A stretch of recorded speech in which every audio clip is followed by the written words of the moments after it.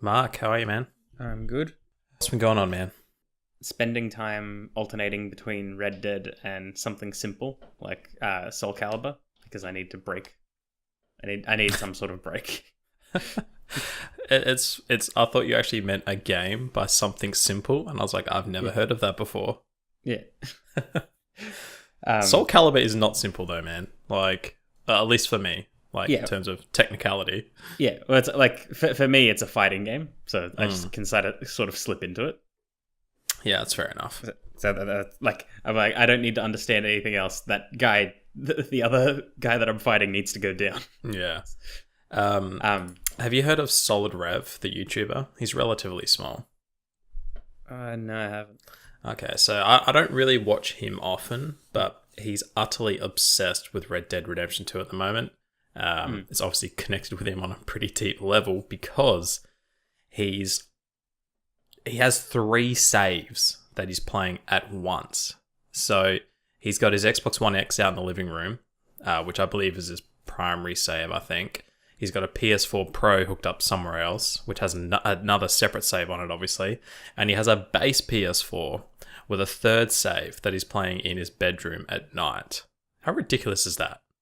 Yeah, it's Like, I could understand 2 saves, but 3? Just use the PS4 Pro one and transfer it to the base. Like, I'm pretty sure you can do that with either a thumb drive or cloud saves. No, you can just use cloud saves. Yeah, I'm sure it'll allow it. Yeah, it's just bizarre. But that's obviously he's so obsessed and invested in the game. He's going through, I'm assuming, a variety of different character builds and different progression, etc., etc., etc. But I don't know. I just thought it was crazy. Yeah, seems a bit much. But yeah, I am almost at the end of Red Dead. Oh wow! You were about 40% last week. Yeah, now I think I actually ended on 69% because I thought that was funny. Nice. But so there's 6 chapters in the game, and then there's an epilogue, and I'm at the end of chapter 6. Cool. So, has anything changed? The game feels more like a game. I will admit that the tutorial took a lot longer than I thought it would. It has freed itself up quite a bit, but I think for me it was a little too late. Yeah, I think that I'd already made my decision about it. But now that it has opened up and I am a bit more free in things, I'm picking up on a lot more sort of annoyances that wouldn't have bothered me in the original game, but I knew were present in the original game. And I think that this whole thing has been me looking at the original game through like rose-tinted glasses. Yeah. And things like that. I mean, like, it was 10 years ago, so a lot of things can be forgiven for game design from 10 years ago. Dude, I had a scary thought this morning when I thought, hey, we'll touch base with Mark regarding his Red Dead Redemption 2. And, and for somewhere in there I factored in, Jesus, it's been like 10 years since the original Red Dead Redemption. And then I was like, oh my God, what if it's another 10 years till we get RD3? And I'm like, oh my God, I'll be almost 40 by then. Jeez. I don't think it'll be another 10 years. Dude, that's a scary thought. If they're continuing it, I don't think it'd be another 10. 7? Yeah, maybe 7. Depending on... here first. Yeah, it depends on how much content persists with this, because look at GTA 5. Yeah. It's like it came out, 5-6 years ago. And it's persisted with online content, making it relevant. So if Red Dead sort of keeps itself relevant for 5 years, then the new game comes out 5 years after that, it probably wouldn't really bother people that much. The thing is, though, I think Rockstar almost hedges their bets on this remaining relevant for the next 5 years. Just so that it closes that window of potential no sales, nothingness, before they probably release the next GTA. And then there's the same story again, potentially, till we get the next Red Redemption.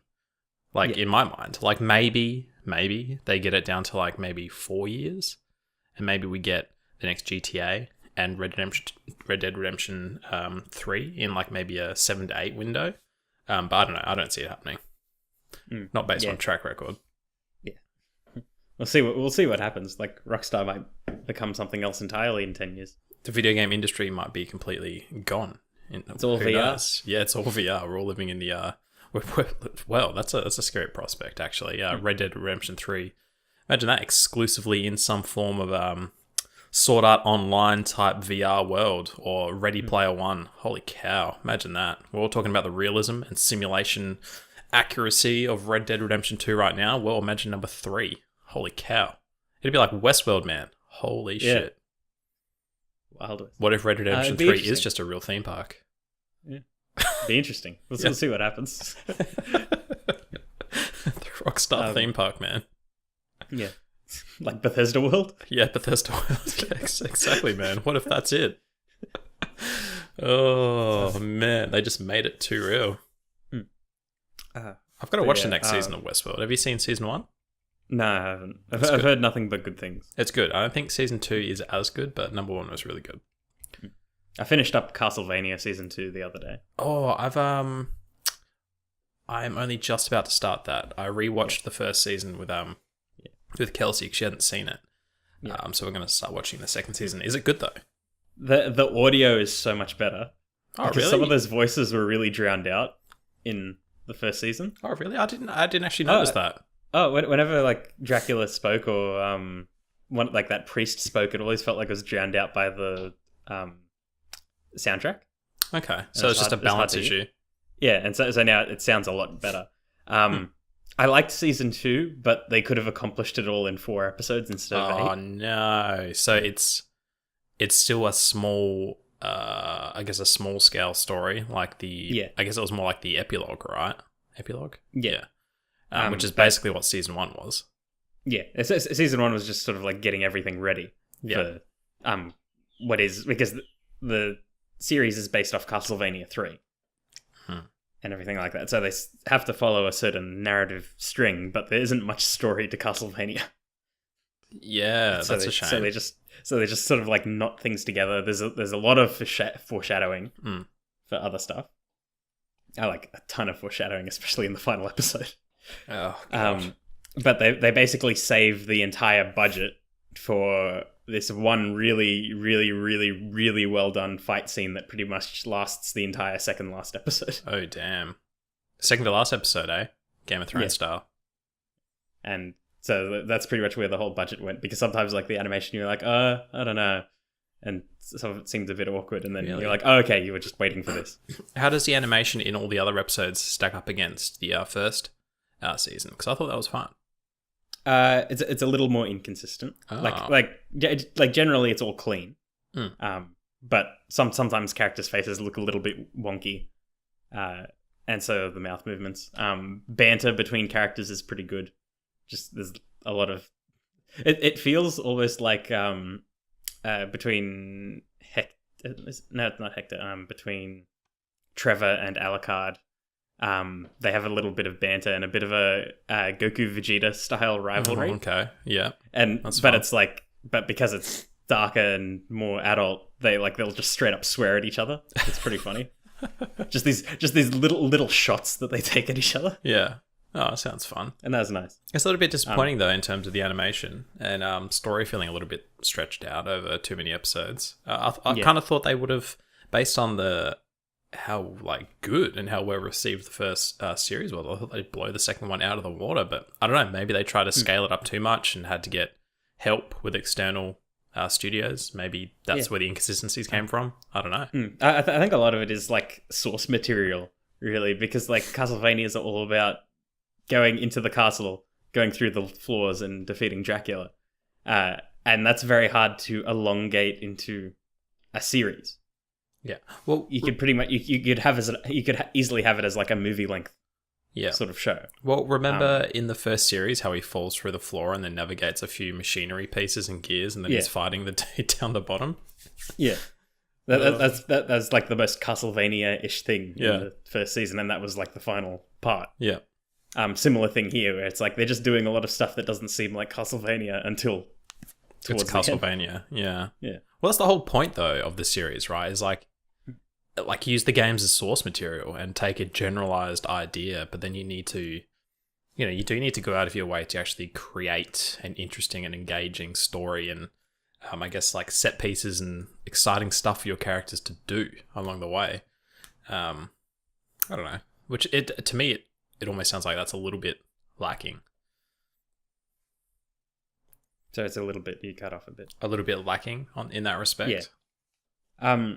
It's just this thing that's like they've decided to flesh out certain areas instead of focusing on the ones that I'd say fans wanted to see, like say a fully animated castle, because you see bits of it, but it's not like a straight exploration of floor by floor doing stuff, and like that would be a bit boring.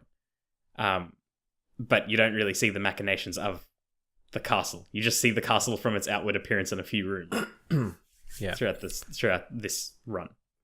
Do you remember possibly they'll use it for later stuff because they've pretty much set up the castle as like this is Castlevania for future games and or series. Okay. If we do it. Do you remember the Boo saga for Dragon Ball Z where they went to Bibbidi's Bubbity? I can't remember his name now. Bibbidi. I think it's Bubbity. Bubbity. Went to Bubbity's ship because they'd followed the henchman there. The Margin henchman. The little underground thing. Yeah, the ship hidden underground. And then they went through these different tiers and layers and challenges to try and get to the bottom of the ship to stop Bubbity from resurrecting Boo and all this crap. I mean, they totally could have done something like that with the Castlevania series. Like, they got to the castle, maybe Dracula put in place some challenges that they had to beat in different rooms and stuff, to maybe more capture that Castlevania vibe from the games. Yeah, they once you watch it, you'll probably agree with me. They could have easily done that. Yeah, because Dracula's got a bit of an entourage of characters that they actually flesh out to a certain degree. Cool. And they could have easily been sort of floor boss type things. But no. Okay. No. Damn. I don't think I'm disappointed. Maybe I was expecting more though. So based on what you've told me. Yeah, like I'll watch the third season. Like I enjoyed it. It's just that I hope that they sort of focus themselves a bit more. Yeah. For subsequent stuff. Well, I'll tell you what, Mark. I'll watch it between records this week, and we'll touch base on my thoughts next week. Yeah. Anywho, shall we get recording, Mark? Yep. Let's do it.